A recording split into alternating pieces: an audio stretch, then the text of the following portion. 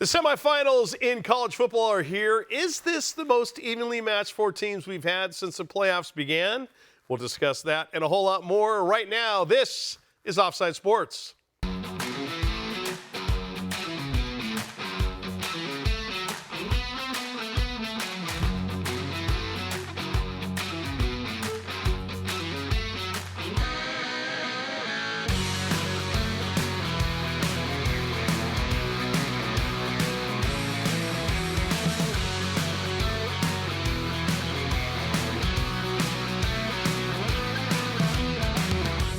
Hi, everybody, and welcome to another episode of Offside Sports. We're live from the Lofton Hunter Studios in Southern California, presented by Turtlebox Audio. Check out their incredible lineup of portable speakers at turtleboxaudio.com. And, of course, thanks to Turf & Sons for the turf we sit upon. Turf & Sons, San Diego's #1 choice for turf installation. Find them at turfandsons.com. Allison, CJ, Dave, Happy New Year. Happy New Year. Here we go into the new year, another year with Offside Sports. Hope you guys all had a great holiday. So our semifinals are here. We got Miami and we've got Ole Miss in the Fiesta Bowl coming up Thursday in Glendale, Arizona. And Friday we've got Indiana versus Oregon in the Peach Bowl. And Dave, I'll start with you. You were at the Rose Bowl. CJ, you were at the Rose Bowl as well to watch Indiana just poleaxe Alabama. Yeah. You said it was going to happen. Out of the teams that are left, though, who has impressed you the most? Indiana's amazing. I mean, there's so many things to talk about in Indiana. I mean, there's so many storylines there, like movie stuff. I mean, between the quarterback, between the coach, to how many guys aren't five-star players. Yep. Indiana's been absolutely amazing. As someone who loves sports like everybody here, I can't think of anything to even compare it to. To take the losingest, basically, college football team in history, and then in 2 years to become a powerhouse is absolutely incredible. And I know some of the other teams that they have big money. Indiana's not a school that has the big money. But last year when we saw Notre Dame, Ohio State, we all said, well, those are the schools that have the most money. Sure. So it made sense. So when you look at what Indiana's doing to go undefeated and beat teams this year already, like Oregon and Ohio State and Alabama, and you're going, there's nothing that they can do right now that would surprise you. Would you say they're playing with house money? Yes and no. I mean, right now they're the favorite, right? They're number one. And Sure. Again, you have the Heisman Trophy winner. And I think for anyone who's an Indiana fan will say it's not completed unless you win the national championship. That's true. CJ, what about the four that are left? You were at the game. You saw Indiana. Is Indiana the most impressive to you or somebody else? I want to say Indiana's the most impressive, but I think about what we've thought about them all year, Yeah. and I've just been impressed, all year long. And so going into these playoffs, watching a team like Ole Miss, where a month ago, for whatever reason, I said, watch out for Tulane against Ole Miss because they're about to miss out on Kiffin. Yeah. And now I'm thinking back, like, what the hell was I thinking? Like, this team is legit, and Trinidad Chambliss wasn't their starting quarterback to begin the year. Their starting quarterback got hurt, and Yep. this guy took over, and look at him now. I mean, I love Fernando Mendoza, and I think that they're going to probably go on and win the national championship, but Trinidad Chambliss really has a chance to be a good NFL quarterback as well. Miami, Allison, you got Miami, Ole Miss, you've got Indiana, Oregon. Of those four, is there one that you've kind of said, okay, that's the one I'm not going to bet against? Yeah, Indiana. I think when you look at Kurt Cignetti and what he's done with a team that has not very many 5 stars, but 0 5 stars. Yep. And, there's a lot of, you can put a lot of stock in 5-star, 4-star, the whole star ranking program or not. But regardless, he has none. 3 stars, transfers, unrecruited players. I think it all comes down in this season to a fantastic coach who is really, really big on fundamentals and teaching that to his players and teaching them how to implement that all together and putting together a powerhouse team. I mean, they aren't just barely winning or winning on a fluke. They're dominating. They are dominating. And another feather in Cignetti's cap is the fact that, when they started having success, I'm sure there were guys that were thinking, well, okay, we're playing well now, but are we going to play any better? And to keep them all in there for the most part and believing in the program is, it's coach of the year, obviously, type stuff. And I think he's a walk away. for that award. I've never been a Miami fan, but I'm a Mario Cristobal fan, and I love the way he runs that program. And he's got his finger on the pulse of everything. And Miami is that one team where you look at them and they're starting to get the U swagger back, and not in the days where they're brawling with everybody on the field and stuff, but because like I said, Cristobal has he's got his foot on the throat of all those players. They know what they can do and what they can't do.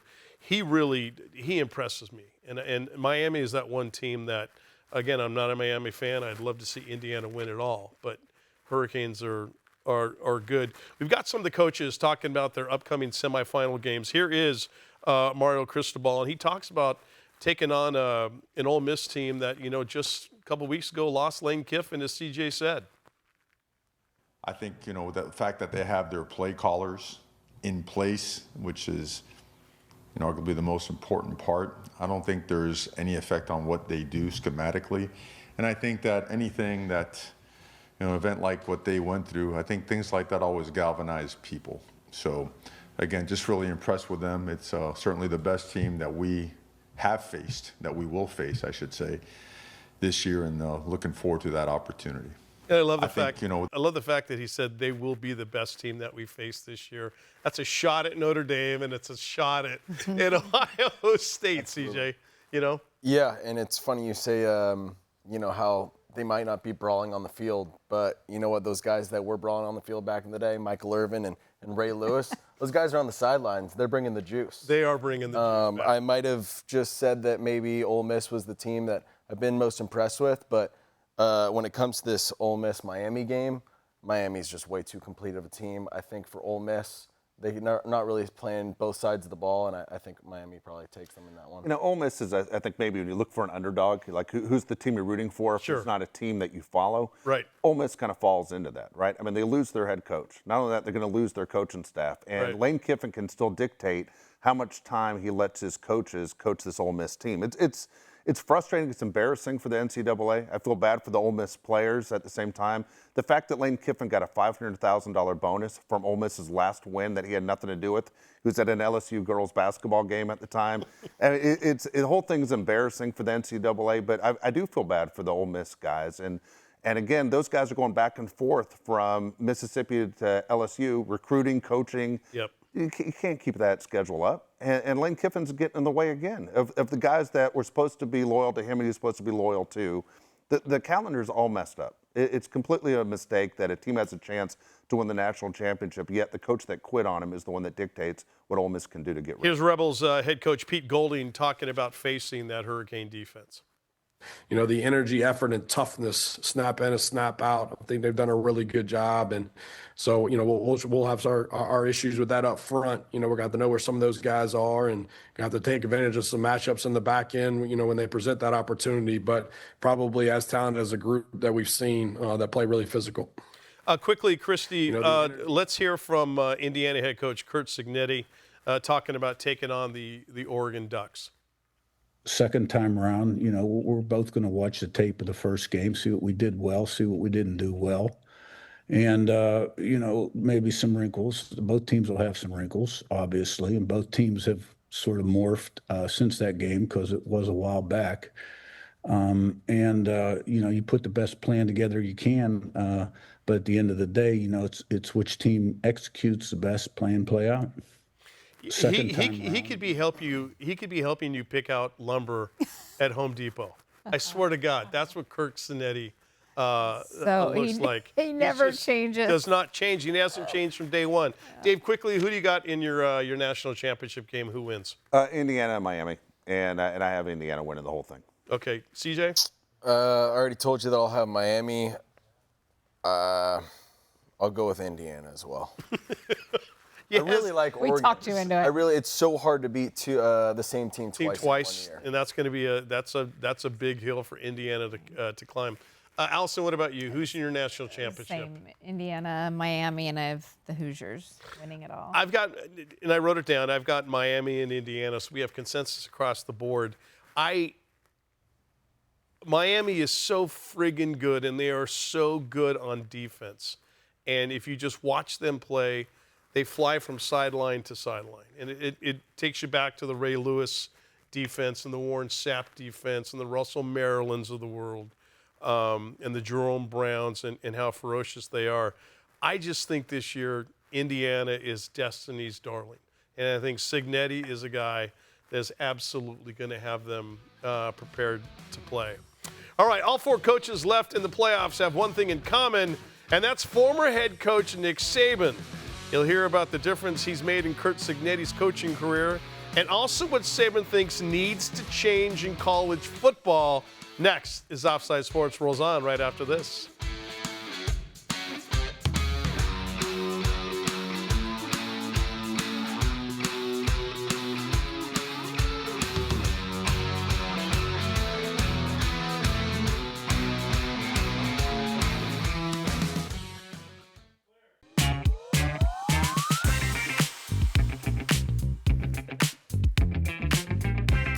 Offside Sports continues from the Loft 100 Studios in Southern California, presented by Turtlebox Audio. Find their awesome lineup of portable speakers at turtleboxaudio.com. Thank you, as always, to Harry Arnett and Mark Wahlberg and everybody at Municipal for being the official wardrobe sponsor of Offside Sports. Municipal, bet on yourself. Find them at municipal.com. So we spent the first segment talking, you guys, about the matchups left in the semifinals. Of course, Miami and Ole Miss, and you've got Indiana, and you've got Oregon. And for the longest time in the NFL, you always hear about trees, like the Coryell tree, the Bill Walsh tree, the Joe Gibbs tree, the Belichick tree that sucked. You know, and when you look, except for Mike Vrabel. Vrabel really doesn't come from the Belichick tree. He played for Belichick, but the Nick Saban tree is so impressive. And then when you think about the 4 head coaches remaining in the college football playoff semifinals, Saban has touched them all. Yeah. Dan Lanning, graduate assistant, said, yeah, I'm going back to Alabama and I'm taking a pay cut, but I'm going to get my doctorate in football. Pete Golding, defensive coordinator at Alabama one time. Mario Cristobal. Dave, Mario took Josh around on his tour? Yeah, so my son played at Alabama, and Mario Cristobal was the first one that he met when he actually was signing his papers to play at North Carolina, and then got a call saying, hey, we hear you're interested in playing football. We'd like to have you at Alabama. And Cristobal's the one that met him, and then had a chance to basically be underneath almost every single one of these guys. And it's interesting to get an inside point. And Saban taught my son so much. I can't say enough nice things about Nick Saban and the coaches he had working for him. So you had Mario Cristobal, offensive line coach, and then you've got Curt Cignetti, the head coach at Indiana, who was the wide receivers coach, but he was also the recruiting coordinator. And you talk about somebody who has an eye for talent. When you look at who came in under Saban and Cignetti at Alabama, a couple national championships, and how many of these guys have gone on to the pros. Here is Indiana's head coach talking about the impact that Nick Saban had on his coaching career. I think everybody learned a lot from Nick. He was a great mentor, very organized, detailed, had a plan for everything. Managed, lead, how to stop complacency, game day, recruiting evaluation, player evaluation. He had it all. And, if you were serious about your career and wanted to be a head coach one day, you took great notes or great mental notes. So I felt like after 1 year with Coach Saban, I'd learned more about how to run a program than I maybe did the previous 27 as an assistant coach, and stayed with him for 3 more years. I think everybody learned a lot. Excuse me, there you go. Yeah. Him saying I learned more in 1 year than CJ than in his 27 years of coaching. The impact he's had on, you can see Saban in all 4 of these guys. Yeah. When you look at the way they are on the sideline, look at the way they coach. Yeah, it makes it even more impressive too how Saban did it for however many years, 2 decades, 2.5 decades, and he had coaches continually leaving, and his ship kept floating, and his ship kept moving, and to think that he would just keep bringing new guys in and those guys would leave and then go create great programs. Right. But they can go create as great a programs as they want. He's going to win a national championship here and there, and he ends up with 6. So, and Dave, you would know this, I think. One of the reasons Saban got out, because he kind of saw the handwriting on the wall as far as the NIL is concerned. Dave brought in a stat today about what it cost you as a school to bring in the top player at everybody's position. And the numbers are, we'll put it this way, it's good to be a college athlete these days. $1 million to $4 million if you're going to bring in one of the top quarterbacks. Offensive tackle, $500K to 1.3. Running back, upwards of $900,000. Wide receiver, $1 million. Tight end, edge rusher, $2 million. I mean, this is what these schools are paying to bring these kids in to transfer in from other schools. Al, do you think NIL is going to get worse before it gets better with college football or college sports in general? Yeah, well, the 4 remaining teams in the college football playoff, 58% have come through the portal. 58% of the players playing in these last 2 games have come through the portal. Yeah. And so that is all tied to NIL money. Where can they? Some of it, in a few small cases, they're going for more exposure, more playing time, whatever the situation is. But the money is definitely making a huge impact on everybody. I mean, the coaches too. I mean, how much time and money and resources do you want to spend into recruiting a kid who may leave in a year for a greener pasture? Well, and you greener can't, dollars. You can't, CJ, make them sign a contract. No. And say, hey, you got to stay here for 4 years. They'd be sued. No, it's a 1-year contract. It is. And I think that Dave brought up a good point earlier about how Indiana's done this without having, the greatest NIL money. But I wonder if, as your team starts to win more, and guys like Cuban, who is an alumni of Indiana, says, hey, maybe this is something I want to pour my money into now that I'm not so involved in the Dallas Mavericks or whatever that may be. Well, so look at this. Notre Dame is known for having the most money, right? Yeah. Notre Dame, you can talk about Oregon and everything else. Notre Dame has a tremendous amount of money. Indiana right now is a better team in the same state than Notre Dame. Yeah. I mean, if you're a Notre Dame booster, you're like, wait a second. We aren't even the best team in our state. We're supposed to have all this history. This is very frustrating to us. How does this happen? Yeah. And Indiana has done a pretty good job. And you see it in college basketball, too, where Indiana's the oldest team in college football. So, experience matters as well, and age and strength, as we all know how it's a physical sport. But overall, what Indiana's done has been amazing because really, in reality, it should be Notre Dame, Ohio State, Oregon, and Texas. If you're just going to go by money, those should be the teams that are in it. And you talk about the Saban coaching tree. Look, Sark, Saban guy. Kiffin, Saban guy. Those are guys I haven't even mentioned. You're right. And you talk about, Saban lost an offense and defensive coordinator every single year he was at Alabama. Kirby Smart. Kirby Smart. When Dabo Swinney was winning at Clemson, nobody stole his offense and defensive coordinators. No. But they always stole Saban's. He had to start brand new and teach his coaches before he taught his players. Here is Nick Saban talking about what he thinks must change in college football to kind of survive and circumvent this NIL era. But unless they make the portal in May, which I've said before, to kind of match up with the academic calendar, change spring practice till after that, so that you can get your team together and work over the summer, just like an NFL team does. They don't have their team together until after the draft, after free agency, it's May. So do the same thing in college football, and you wouldn't have these issues with coaches changing jobs because everybody could finish the season with their team, which is what's best for the players. That's right. That's number one, because there'd be no hurry, because now there's a hurry because all these recruiting, the calendar is hurry up and get a coach, or you can't take advantage of an early signing date, and you can't take advantage of the portal. But unless they make the portal. Okay, so and he is so spot on. He should be the commissioner. Yeah. Huh? He should be the commissioner of college football. He really should be the commissioner of college football. Now, part of that conversation was Kirk Herbstreit asking him, well, how do you do this? Because you got the antitrust lawsuits. If you try to, CG, you talked about, if I try to make you sign a 4-year deal, you're going to go, you can't do that. I should have the option of losing. And Coach Saban went on to say, it's the commissioners of the Power 5 conference that have got to get together and say, okay, NCAA, You're not going to do it because the NCAA is a toothless lion. They've got no power. The commissioners do. Yep. And Dave, they can go to everybody else and say, all right, listen, here's our new calendar and here are the new rules. And I don't think anybody would find a problem with coaches playing out the season, players playing out the season.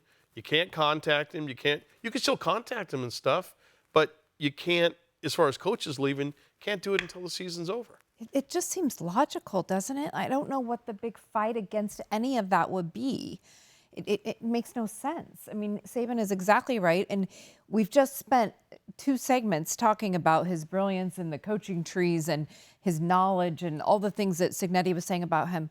Well, why aren't we listening to him about some of these more important matters? CJ, I look at where college football is, and I think, again, like everything, it boils down to the money. And people are like, keep the money train going, keep the gravy train growing. Let's keep churning it out. And I don't want to do anything that's going to upset the apple cart. Yeah, I mean, coaches have been leaving every year for the last couple of years, and now we're seeing it firsthand where a team is in the playoffs and that coach is gone. Yeah. At what point are we going to be watching a playoffs where 2, 3 coaches are gone when the playoffs are starting? Right. And one's going to the other school, or they're flip-flopping, or what are we going to see? You know, we got to figure this thing out. All right, the playoffs are set in the NFL. Our look at the final weekend in pro football, plus our NFL power rankings. That's coming your way next as we continue here on Offside Sports.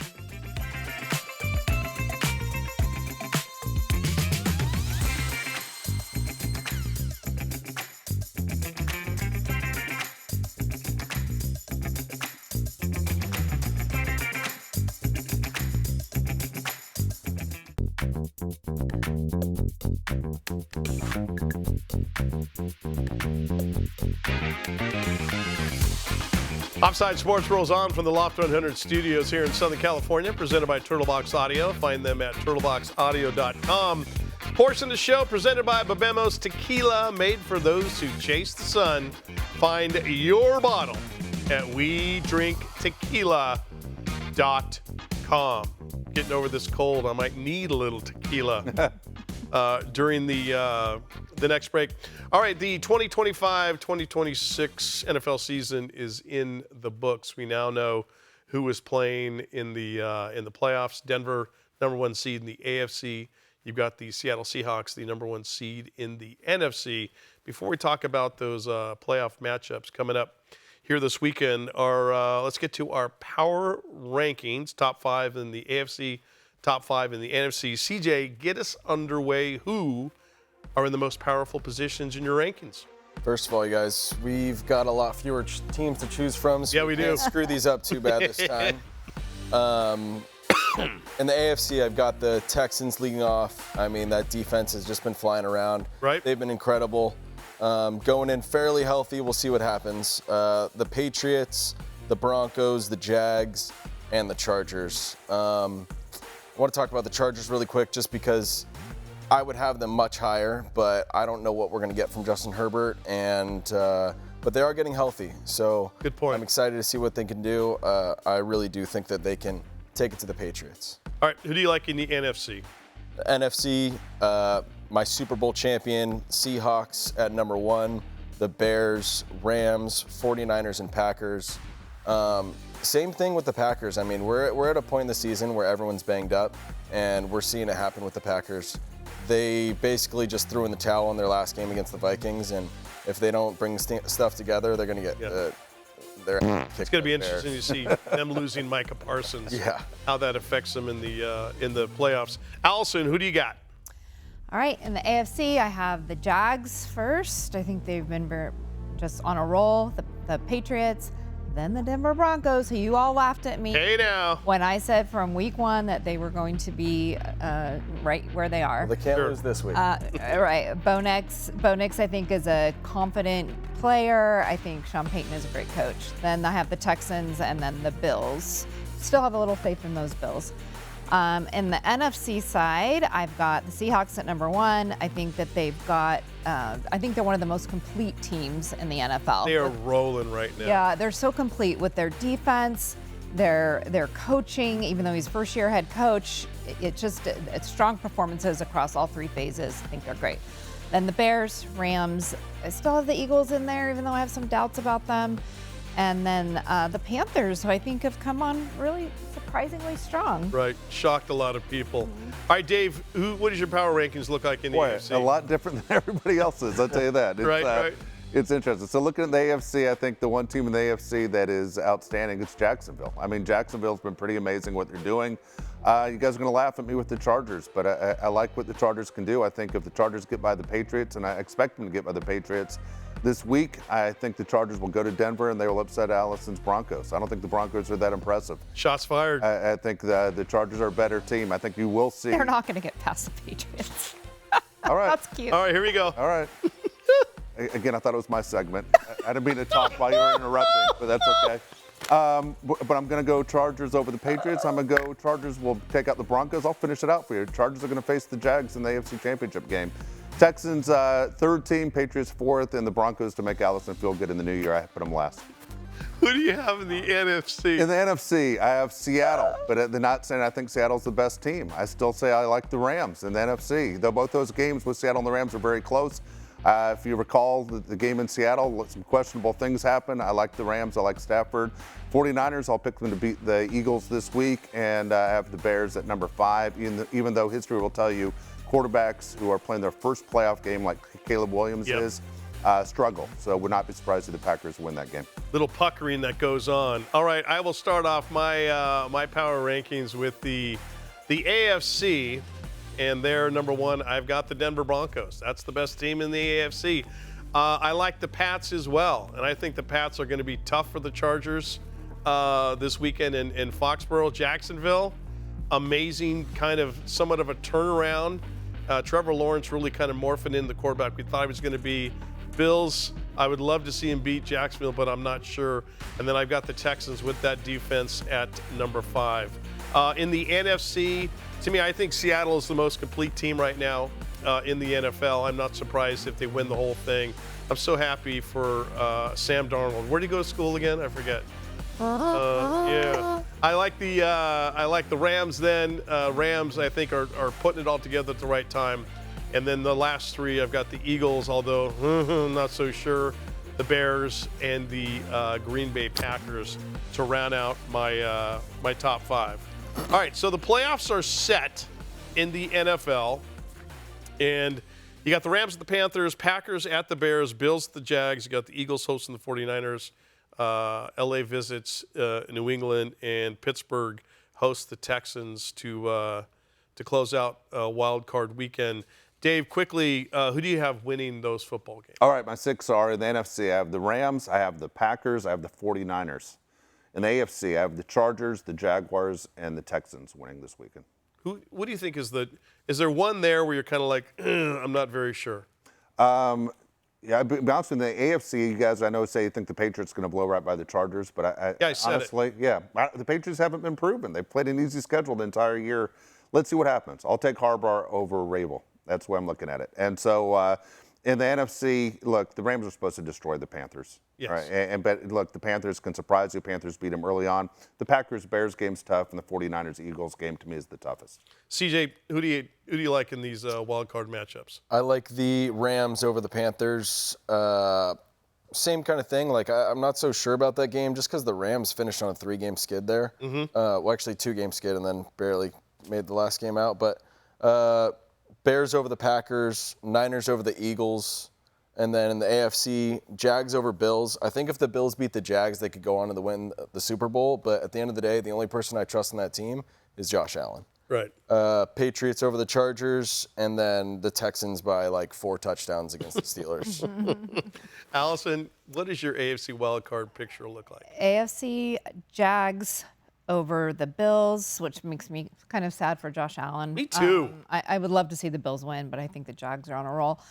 Then I have Patriots over the Chargers. Sorry. Smart lady. And then I have the Texans over the Steelers. NFC, I have Rams over the Panthers, Bears over the Packers.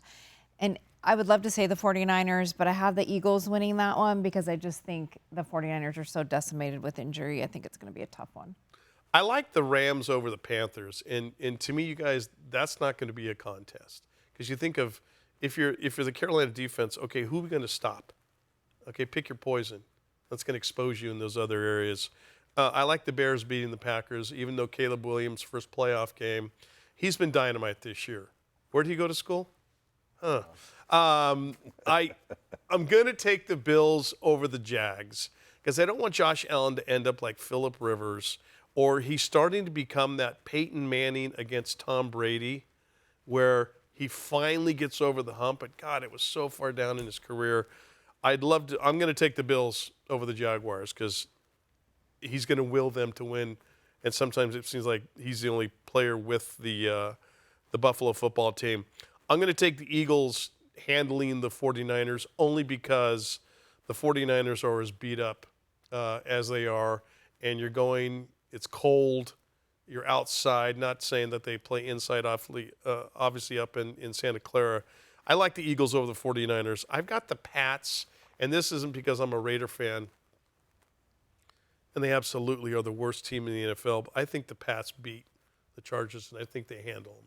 And CJ, a lot of what you have to say, Justin Herbert and that broken left hand and what the Pats are going to remove as far as his offensive weapons in that football game. I've got Pitt beating the Texans. Wow. I do. And I just think that I love CJ Stroud, and I love that defense of the Texans. They are animals. But I think this is going to be one of those situations where CJ Stroud does not have the best or biggest game when he needs to have one. And I think Aaron Rodgers is Aaron Rodgers of old. Yep.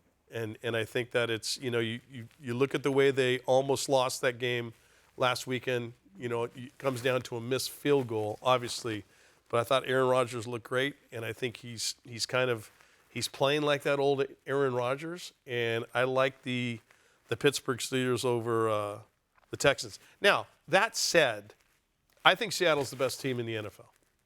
And I love the fact that Denver has done what they've done with Bo Nix and Sean Payton. My buddy Paul is Sean Payton's assistant there on the Denver Broncos. I'd love to see him to get a ring. Seattle's awesome. They got it all going in all the phases. All right, so those are our picks for the wild card weekend. We will see how the playoffs play out. Speaking of the NFL, Black Monday in the league began hours after games had concluded this past Sunday. Who's out as head coach and who could fill the position? Plus, our bets of the show. All coming up next. Keep it here.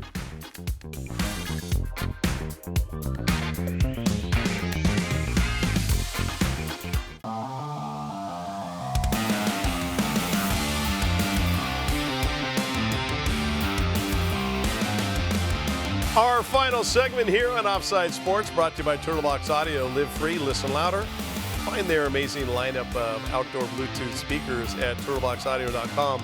Big thank you, as always, to Paul Teran and everybody at 84 Lumber in Otay Mesa, California. They supplied us with the building materials for our brand new set. Reach out to Paul for all your building questions and needs at paul.teran at 84lumber.com. All right, before we get to the bets of the show, the bots, Black Monday hit in the NFL. I could not pick John Gannon out of a lineup. If you held a gun to my head and say, you've got to get this right, I'd be like, that guy over there. No clue whatsoever. And then you have, Dable got canned in the middle of the season for the Giants. Titans, you've also got a head coaching opening as well. Siege, what's the biggest shocker to you as far as the head coach getting fired? And what's that one job that you're like, ooh, stay away from?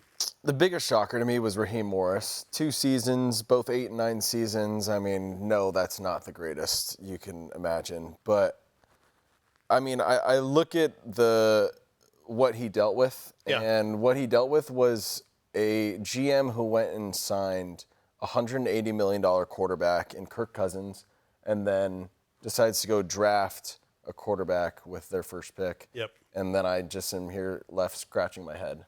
Like, we don't want to build around Bijan. And Raheem Morris has a chance to, actually do something give him 2 years and get out. The job security in the NFL as a coach is just terrible. It's brutal. And the one coaching job I'd want to stay away from is Cleveland. Just always stay away from Cleveland because Stefanski goes and they actually have an opportunity with Baker Mayfield in 2020 when they go and win 11 games. They go on, they win a playoff game, and by 2022, Baker's gone. And Andrew Berry's been there through it all, and he'll still be there. Yep. And here I am always blaming the GM. Like, the coach doesn't have something to do with the personnel. You can blame the GM. But it begs the question of, like, who's at fault here? Because they went on, they win a playoff game, and then you want to go get a new coach, and Baker Mayfield went out and balled out in Tampa Bay. Totally. Don't you feel sorry when you see players that are wasting their careers away, like Myles Garrett with the Browns? Oh, my God. Or like Dak Prescott with the Cowboys. Like, you see these players that their windows are closing to get anywhere. Dave, you have a rebuttal? Dude, look, Myles Garrett's one of the nicest guys going. He completely took the money over winning. I'm all about team wins. You chose to sign with the Browns, and you can sit there lying in that hole for the rest of your life. That's why I feel with it. I can't stand when guys, look, I'm a fan. Myles Garrett doesn't send any money my way. I go ahead and take care of your own, but don't sit there and pull the poor me card when you aren't poor. Okay? So, I do not care at all. You decided to sign with a bad organization, bad team, that's on you. The shocker, I kind of disagree. I thought Stefanski, I think he's such a good coach, 2-time coach of the year. I know it's the Browns, but it's the Browns. Is that really on him? I don't know. So I was sort of surprised to see him. The Haslam ownership group is a joke. Exactly. Well, so I feel like who they're going to bring in next, like, what are you doing? It's not going to make any. Who are you going to get that's better than Stefanski, right? And the job, sorry, Mike, but the job I would stay away from is the Las Vegas Raiders. It's year after year after year of lower than mediocrity. Dave, oh, God, that hurts. Dave, biggest shocker, and what's the job you're staying Okay, away from? Stefanski's the biggest shocker. He's the best coach. We all know he's the best coach available. He's going to have a job as a head coach in this league fast. Next year. Yeah. He's one of the best offensive minds going. He's a guy you could see with the Titans. He's a guy you could see with the Raiders. He's so good looking. He's going to have, I was going to say the same thing. Sorry. Stefanski is a guy that is going to have a job. Raheem Morris will not have a head coaching job. He will be a DC. Remember, he won the Super Bowl with the Rams as the DC. Yep. Titans have already asked to talk to him. It looks like that's a Rooney Rule checkoff. Hey, before you go cross country from Atlanta, why don't you stop off in Nashville, which is embarrassing. Yep. Look, here's what I would do, and it might be a little bit shocking to you. We talked about him earlier in the day. The New York Jets and the Raiders are jokes of organizations right now. The Raiders haven't been one of those teams in the past, but for the last 23 years, they haven't done a thing. Look, they need a culture change. The guy who's the best culture change guy right now in all of football is Signetti. And I'm telling you right now, if I was the Jets, if I was the Raiders, I would offer them $25 to $30 million a year and said, if you could change Indiana football, you could definitely change the Raiders and change the Jets. Woody Johnson with the Jets might be the worst out of all of them. I mean, there's a reason why you created that No More Tears shampoo for babies, because he needs it. There's been a long time he's been crying, and Jets fans have been crying for a long time. Oh, my God. And what's more perfect than a guy that sells Band-Aids than the New York Jets who put a Band-Aid on everything? It's time to fix it. So if I'm the Raiders, and I know they're looking at Stefanski too, and maybe John Harbaugh, if he becomes available, dude, I would bring in Signetti, and people would say, you're out of your mind. There's no way he's ready for the NFL. Why not? Harbaugh's won in the NFL. Other guys have won in the NFL. If there's anyone that could change a culture right now, it's Signetti. I would offer him the moon to come to an NFL. It's not the worst thing I've ever heard, to be honest with you. The names being thrown about as far as the next Raiders coach, Pete Carroll, the ship had sailed, unfortunately. And all that rah-rah and wrestling with guys in practice and stuff, you didn't develop anybody. And your son, who may not have fully cooked, as your offensive line coach, was just like, what the hell is this? They want to go youth movement, but they hired a guy whose Social Security number is 4? I mean, what are you doing? I mean, come on. You can't go youth movement when your coach is old. No. Sorry. Do you practice these lines in front of the mirror? Mike brings out the worst in me. I'm sorry. I love it. I love it. So, it's great. my biggest shocker was Raheem Morris, I'll be honest with you, because you're right. It's not the best, but it certainly isn't the worst. And, that the GM, thank God, is gone as well. And Arthur Blank is kind of sitting there going, what the hell? Here we go. back to square one again. But the whole Kirk Cousins Penix thing was screwed up. And in Cleveland, when you draft two, Shedeur Sanders and the kid from Oregon whose name's Dante Moore. Thank you, Dante Moore. And then Flacco's there, and you're kind of doing this juggling thing. I hope that at least they go into it with the new head coach and say, really, really effectively look at Shedeur. And if he's the guy, let's start with him first snap in minicamp or whatever we're going to do and really see if he is the goods. Just have a little continuity going into the season. And I'm with you. Stefanski has a job so fast it'll make your head spin. Mike McCarthy is the name now being mentioned as possibly taking the New York Giants job. So who knows? And God, I'm sorry, I hate to say this, but the Raider job may be the one you're like, oh, thanks, but no thanks. Let me ask you, got the number one overall pick. You got the number one overall pick, right? Okay, as a Raider fan, Mike, real quick, would you do this trade? There's a rumor out there. The Browns are willing to offer 4 number ones and Shedeur for that number one pick. In a heartbeat. Take it in a heartbeat. Oh, yeah, 4 You'd number give up ones. Mendoza for 4 number ones and Shedeur. Yeah, because there are so many areas that they need to build up. I mean, they need a dominant edge rusher. They need, you got your running back in Janty. Is O'Connell going to hold you for a year? Maybe, possibly. Pickett as well. But there's so many holes on that team that I would take that in a heartbeat because I think Shedeur Sanders may end up being a serviceable quarterback in the NFL. Is he going to be a Super Bowl caliber quarterback? Doesn't look like he is right now. But I'll let Brady do the interview. The interview Mendoza. If Brady interviews Mendoza and says he's not the guy, then I would take that move. Otherwise, whatever Brady says, I'd go with. You know who they need to not take is the kid from Vanderbilt. Diego. You mean Johnny Manziel 2.0? I'm so worried about him going to the Raiders. I think it would be all right, what are we going to bet on this week? The bet of the show presented by our friends at Owner's Box Daily Fantasy Sports. Sign up today. OwnersBox.com. Secure and fast withdrawals, industry-leading rewards, and amazing in-house user support, all at your fingertips. Click on OwnersBox.com. Start playing today.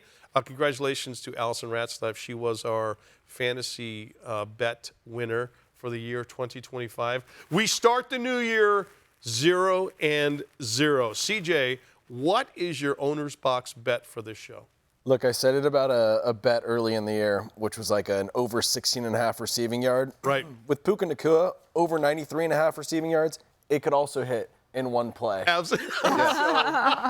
With Puka Nacua, this guy makes unbelievable catches. I'm going with him over 93.5 receiving yards. All right. I am going to go with Rams running back. I'm going to stay in the same game. Rams running back Kyron Williams to go over 63.5 yards rushing in this game.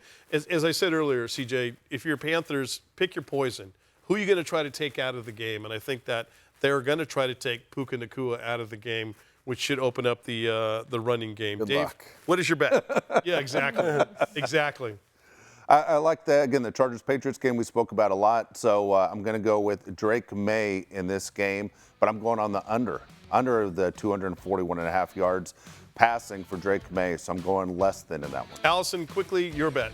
I have Rams Puka Nacua also. Oh, look at you. For more than half of a receiving and or passing touchdown against the Panthers. All right, we'll put a lid on this episode of Offside Sports. Massive thank you to everybody here at the Loft 100 Studios for making this show possible. Thanks to Turtlebox Audio, Municipal Clothing, Bebemos Tequila, Chase the Sun at WeDrinkTequila.com, 84 Lumber for their support and partnership, and Turf & Sons for the surface of a brand new stage. Click on turfandSons.com today. Most of all, thanks to you for hanging out with us. For Dave, Allison, and CJ, I'm Mike Costa. We'll see you next time.